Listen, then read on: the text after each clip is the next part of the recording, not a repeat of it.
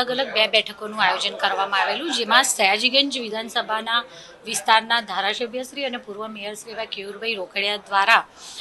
Ward number 1ના વિસ્તારમાં green blue development કરીને એમાં લિનિયર પાર્ક બનાવવા માટેનું એમની પાસે એક પ્રેઝન્ટેશન હતું, એ રજૂ કરવામાં આવ્યું અને એમાં બેસ્ટ શહેરીજનોને સારામાં સારી રીતે વધારેમાં વધારે જગ્યા આ કેનાલને અડીને જે છે એ જગ્યાનો ઉપયોગ આપણે સારી રીતે કરી શકીએ. એ પછી ભલે હેલ્થના પોઈન્ટ ઓફ વ્યૂ હોય કે વડીલો કે બાળકોના વિહાર માટે ગાર્ડન બનાવી શકીએ કે ઓપન થિયેટર બનાવી શકીએ કે એવા બધા અઢળક અનેક એના આઈડિયાઝ પણ હતા અને એ આખું એનું પ્રેઝન્ટેશન રજૂ કરવામાં આવ્યું અને એમાં ખૂબ સુંદર એમના દ્વારા સૂચન કરવામાં આવ્યું કે જે આ જમીન પડી રહેલી છે એનો આપણે ઉત્તમ ઉપયોગ કરી શકીએ. એ અંગે ચર્ચા થઈ અને બધાએ પોતપોતાના પોઝિટિવ એમાં સૂચનો પણ કર્યા, જે ઘણા આવકારદાયક હતા. એટલે ભવિષ્યમાં એ વિસ્તારમાં એમના દ્વારા રજૂ કરાયેલા અમારી પાસે લગભગ 4 થી 5 જેટલા પ્લોટ એવા છે કેનાલને અડીને આવેલા કે જેમાં આપણે શહેરીજનો માટે કંઈક નવું આયોજન કરી શકીએ છીએ. તો એ અંગે ચર્ચા કરી છે, પ્રેઝન્ટેશન પણ જોવામાં આવ્યું અને આગળ એ દિશામાં કંઈક ને કંઈક ડેવલપમેન્ટની કામગીરી પણ કરવામાં આવશે. બીજી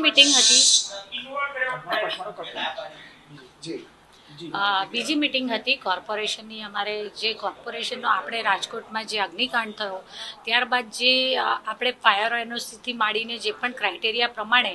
અલગ અલગ સેક્શન્સમાં બધું દુકાનો હોય, ક્લાસીસ હોય અને મોટી હાઈરાઇઝ બિલ્ડિંગ છે, આ બધાને જે સીલ કરવામાં આવી રહ્યા છે તે માટે ટ્યુશન ક્લાસીસના સંચાલકોની એક આખી ટીમ અમને મળવા આવી હતી અને આપણે હાથીખાનાના વેપારીઓ આ ટ્યુશન ક્લાસીસના સંચાલકોને જે ભૂતકાળમાં પણ જ્યારે હરણીનું ઇન્સિડન્સ બન્યું હતું ત્યારે પણ સીલ કરવામાં આવ્યા હતા, કારણ કે સુરતમાં જે અગ્નિકાંડ થયો હતો એના પછી જે પણ ક્રાઇટેરિયા ફુલફિલ કરવાના થતા હોય છે એ એમના દ્વારા કરવામાં આવ્યા નહોતા. ત્યારે તાત્કાલિક એમને સૂચન આપવામાં આવ્યું હતું અને એમના દ્વારા એ રજૂઆત પણ કરવામાં આવી કે અમે બધા ક્રાઇટેરિયા ફુલફિલ કરીશું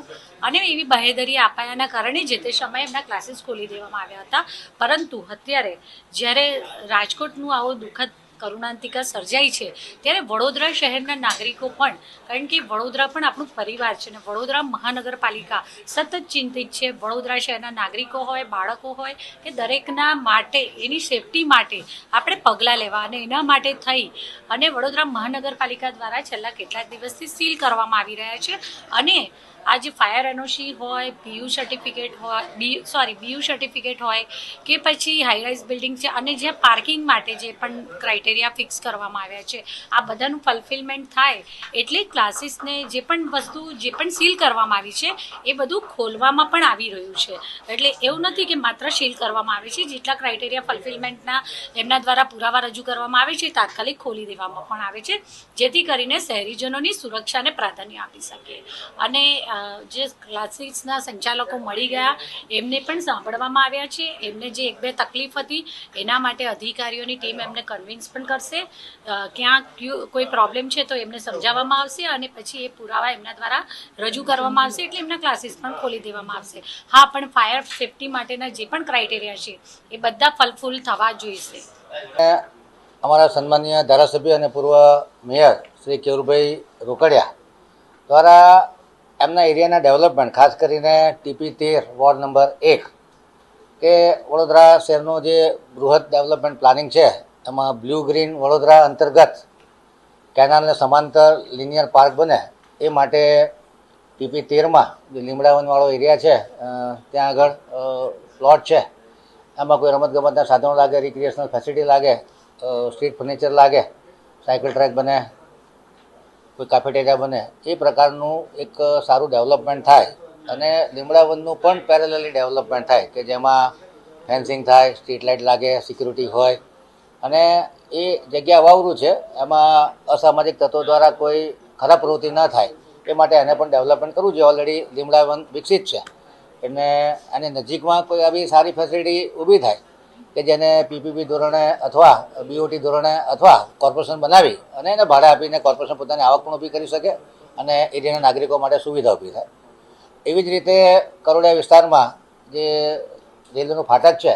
રેલવેની મુહિમ છે કે ફાટક ફ્રી સિટી હોવા જોઈએ જેથી કરીને રેલવેના એક્સિડન્ટ ઘટાડી શકાય. એ માટે રેલવે ડિપાર્ટમેન્ટ તરફથી ઓવરબ્રિજ બનાવવાનું જે પ્રપોઝલ આવ્યું છે એને પરમિશન આપવાની, એ જ રોડમાં આગળ જતાં રેલવે લાઇનની નીચેથી એક નાનકડું નાળું છે, જેને આપણે અંડરપાસ તો ના કહી શકીએ, પરંતુ નાનું અંડરપાસ છે. એ જો 18 મીટરનો કરવામાં આવે તો એ આખો રૂટ છે છાણી સુધી કનેક્ટ થઈ શકે એવું છે. એટલે એ બાબતની પરમિશન રેલવે પાસેથી લેવી અથવા રેલવેને રિક્વેસ્ટ કરવી કે રેલવેને કમ્પલ્સન કરવું કે આમાં પણ ઓવરબ્રિજ બનાવવામાં આવે, એ પ્રકારના મુદ્દાઓની ચર્ચા કરવામાં આવી છે. ગોત્રી વિસ્તારમાં શાક માર્કેટ સાથે સ્વિમિંગ પુલ સાથે ટેનિસનો કોર્ટ, આવી રિક્રિએશનલ ફેસિલિટી, સ્પોર્ટ્સની ફેસિલિટી અને નાગરિકોની સુવિધા વધે એ પ્રકારના આયોજનો ધારાસભ્ય તરીકે એમના તરફથી રજૂ કરવામાં આવ્યા હતા. એના પ્રારંભિક નકશાઓ આજે બતાડવામાં આવ્યા કે આ પ્લોટના ડેવલપમેન્ટ કરીએ તો કઈ પ્રકારનું ડેવલપમેન્ટ થઈ શકે એવું છે, પરંતુ એનું ફાઇનલ ડિટેલિંગ હજુ બાકી છે. ત્યારબાદ સ્ટેન્ડિંગમાં લાવી અને તમામ સભ્યો સાથે ચર્ચા વિચારણા કરી અને મંજૂર કરવું કે કેમ તે અંગે વિચારણા કરવા.